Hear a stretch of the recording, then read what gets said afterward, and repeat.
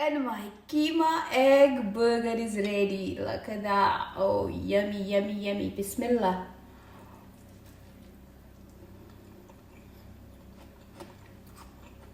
It's so yummy.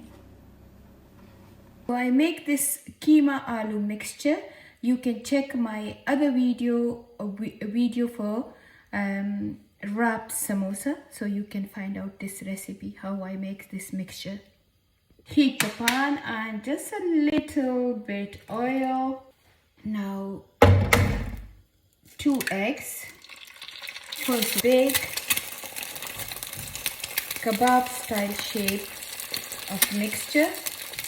Place it on egg. And now another egg on top.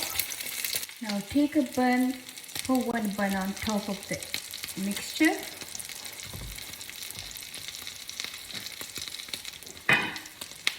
And put this plate and flip it over. Now heat another side of the bun. This bun back into the pan.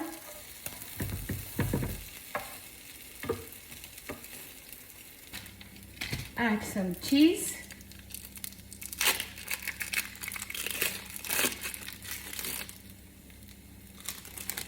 Add some onion ring. Add choice of your sauce.